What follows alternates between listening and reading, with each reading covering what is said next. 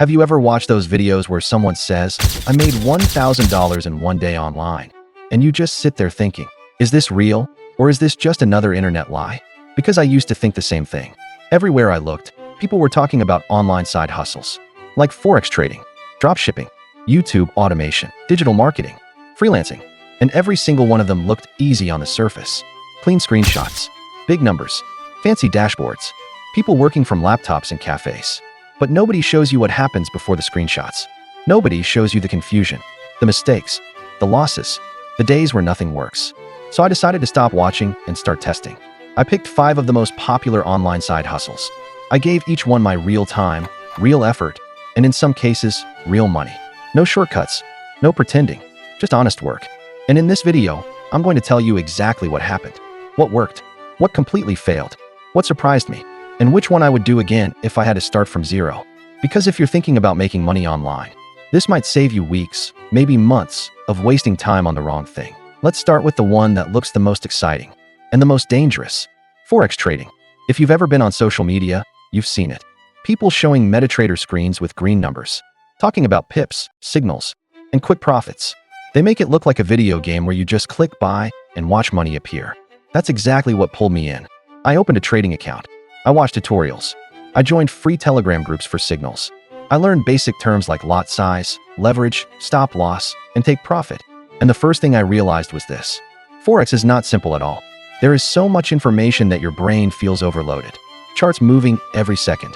Indicators everywhere. Candlesticks that look like they're speaking a secret language. But I still believed I could figure it out. I funded my account with a small amount of money. I followed a signal from a Telegram group. I placed my first trade. And within minutes, I was in profit. I felt like a genius.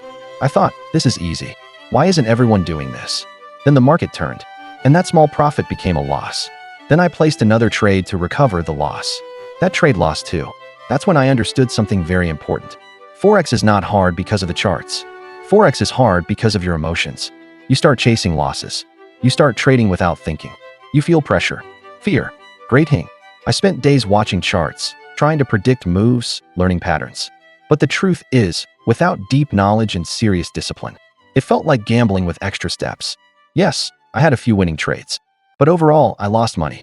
And more importantly, I lost time. Because Forex requires constant attention. You can't just set it and forget it. You have to sit there, watch, wait, analyze, stress. And I asked myself, can I really do this every day? The answer was no. Forex taught me something powerful though. Just because something can make money doesn't mean it's a good side hustle for you. So I moved to the next one, dropshipping. This one looked more realistic. No charts, no gambling feeling, just selling products online without holding inventory. I watched tutorials on Shopify. I learned how dropshipping works. You find a product, build a store, run ads. And when someone buys, the supplier ships the product. Sounds simple, right? I found a product that looked viral. I built a Shopify store. I designed the product page. I felt proud of how professional it looked. Then came the hard part, running ads. I opened Facebook Ads Manager, and that's when confusion number 2 hit me. Campaigns, ad sets, audiences, creatives, pixels. It felt like learning a new language again. I set a small budget. Launched my first ad. The first day, nothing. Second day, nothing. Third day, a few clicks. But no sales. Money was leaving. No money was coming in.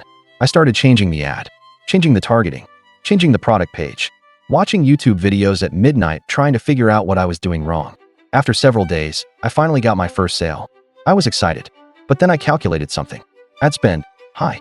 Profit from the product, very small. Delivery time, long. Customer messages, stressful. And I realized dropshipping is not just set up a store and relax. It's constant testing, constant spending, and constant tweaking. It felt like a real business, not a side hustle. And if you don't have enough money to test ads for weeks, you will quit before you find a winning product. I didn't lose a lot of money, but I didn't make real profit either. What I gained was experience. I understood how online stores work, how ads work, how customers think. But as a beginner side hustle with limited budget, dropshipping felt very risky. So I moved to the third one, YouTube automation. This one caught my attention because it didn't require money and showing my face. Just scripts, voiceovers, editing, and uploading. I already knew a bit about YouTube, so this felt more comfortable. I picked a niche. I wrote a script. I used a voiceover.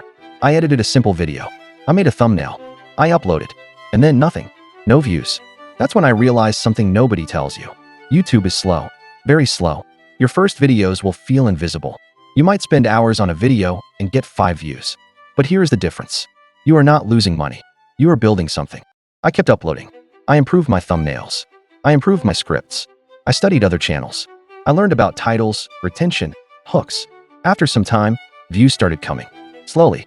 And when you get views, you don't pay for them. YouTube sends them. That feeling was very different from Forex and dropshipping. No stress.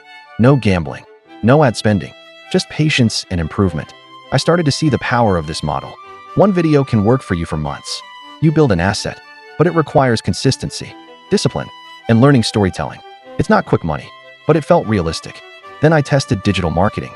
This one is very different because instead of trying to make money from strangers online, you make money by helping businesses. I learned about social media management, content creation, and marketing for local businesses. I started reaching out to small businesses, cafes, clinics, shops, offering to manage their Instagram, create content, and running ads. Most ignored me. Some replied. One said yes. That one client changed everything because I didn't need thousands of views or viral products. I just needed one business that needed help. I worked on their content, helped them post better, ran simple ads, and they paid me monthly. That's when I understood something powerful. Digital marketing is less flashy, but very real. You trade skill for money. No gambling. No guessing products. No waiting for YouTube algorithm. Just service. But you must learn how to talk to people, how to sell, and how to deliver results. Finally, I tried freelancing. This was the simplest one. I looked at my skills: writing, editing, design, simple marketing tasks. I opened a freelancing profile. At first, nobody hired me. I sent many proposals, got ignored, but I kept improving my profile. I wrote better proposals, showed examples of my work. Then one client hired me for a small job. That small job turned into more work. And I realized freelancing is like digital marketing, but global. Instead of local businesses, you work with people around the world. And the best part? You start with what you already know. No money needed, just skill and patience. After testing all 5, here's the honest truth. Forex felt exciting, but stressful and risky. Dropshipping felt like a real business that needs money to test. YouTube automation felt slow but powerful and safe. Digital marketing felt stable and realistic. Freelancing felt simple and accessible. If I had to start again from zero with no money, I would choose freelancing and YouTube. If I had some skill and confidence, I would choose digital marketing. And if I had extra money to risk and love testing, maybe dropshipping. Forex? Only if you treat it like a serious profession, not a side hustle. Because the internet shows you results, but it never shows you the process. And the process is where most people quit. So before you jump into any side hustle, ask yourself one question. Do you want something fast and risky, or slow and sustainable? Because that answer will decide your path. If this video helped you see the reality behind online side hustles, make sure to like and subscribe, and let me know which one you want me to test deeper next.